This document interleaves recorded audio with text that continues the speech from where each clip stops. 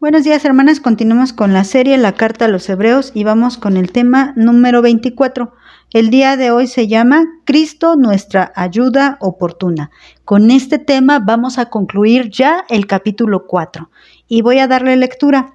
Dice así: Por tanto, teniendo un gran sumo sacerdote que traspasó los cielos, Jesús, el Hijo de Dios, retengamos nuestra profesión.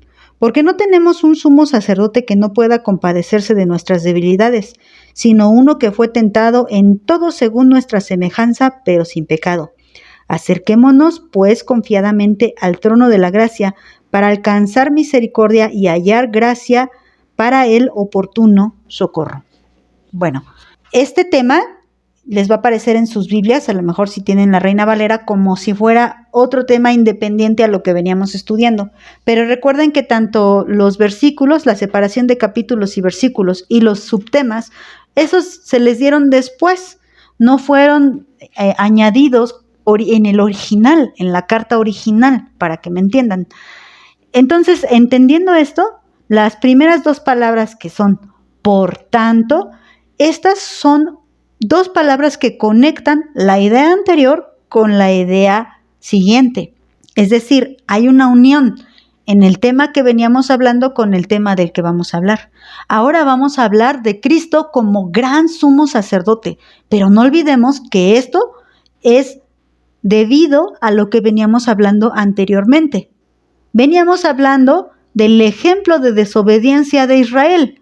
Veníamos hablando también de que nosotras debemos de tener respeto de esta salvación que Dios nos había dado, y también veníamos hablando de ese reposo tan anhelado y del cual todavía hay oportunidad de entrar. Todavía se dice hoy, si oyeres hoy su voz, no endurezcas tu corazón. Todavía hay un tiempo hoy para que esa buena nueva sea anunciada, para que muchos más entren y para que nosotras mismas no caigamos en un ejemplo como el de Israel y entremos en el reposo. Después también en los últimos dos versículos que leímos en el tema anterior, el versículo 12 y 13 del capítulo 4, hablamos de lo poderosa que es la palabra de Dios y también de lo temida que debe ser la palabra de Dios, porque, híjoles, esta juzga y juzga duramente a nuestro pecado.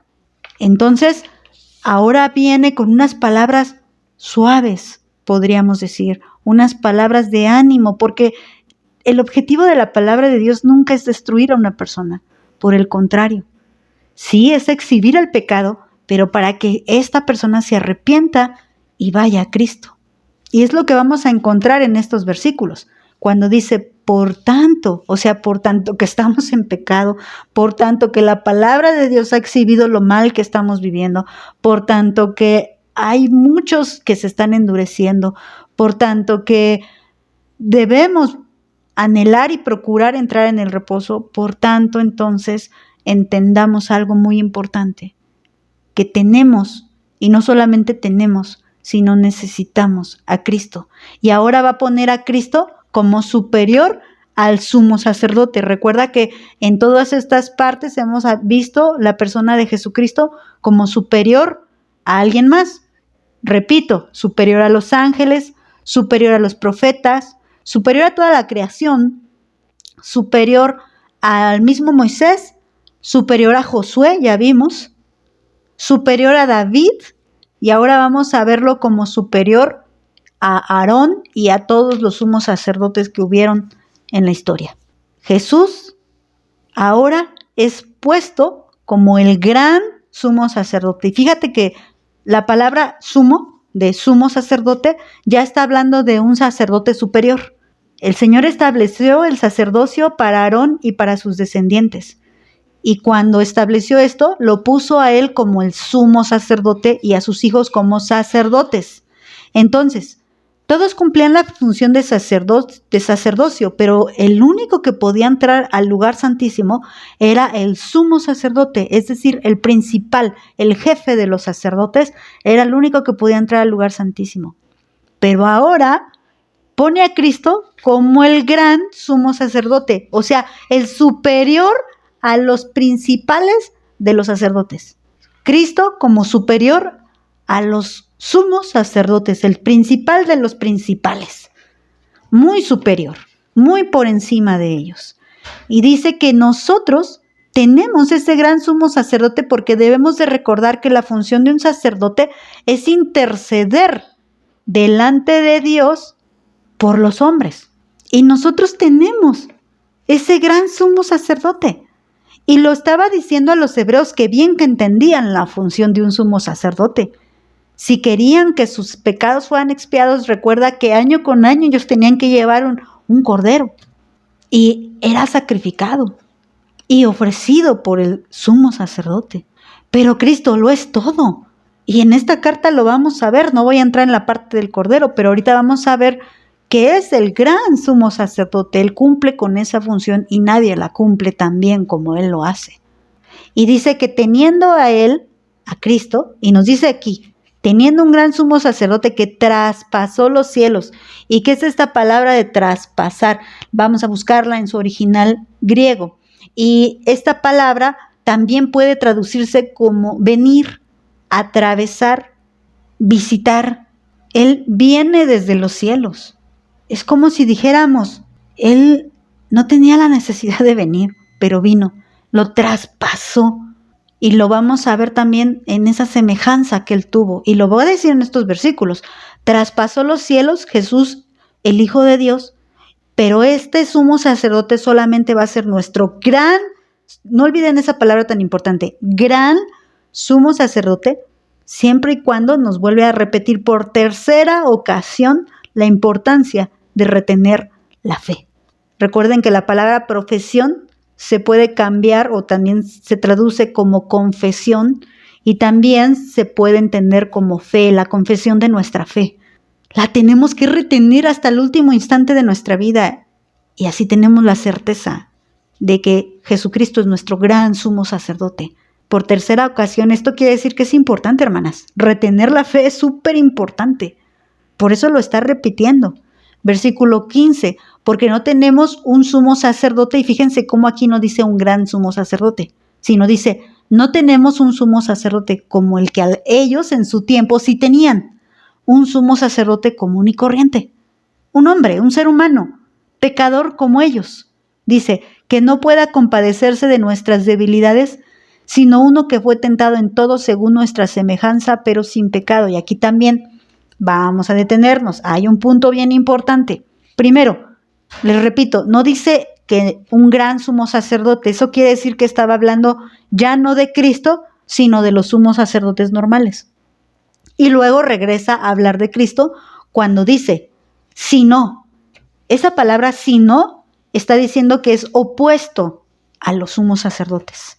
No tenemos un sumo sacerdote normal, sino que tenemos un gran sumo sacerdote. Es que es impresionante porque Él tomó nuestra semejanza. No podía ser sumo sacerdote si no era hombre. Recuerda, ya dijimos esto. Para ser sumo sacerdote tenía que ser hombre. Pero Él no es simplemente un sumo sacerdote. Él es un gran sumo sacerdote. Y enseguida nos va a decir por qué. Porque Él es un gran sumo sacerdote. ¿Sabes por qué? Porque Él es sin pecado. Por eso Él es un gran sumo sacerdote. Se puede compadecer de nosotros porque Él sintió nuestras debilidades, porque Él se hizo semejante a nosotros.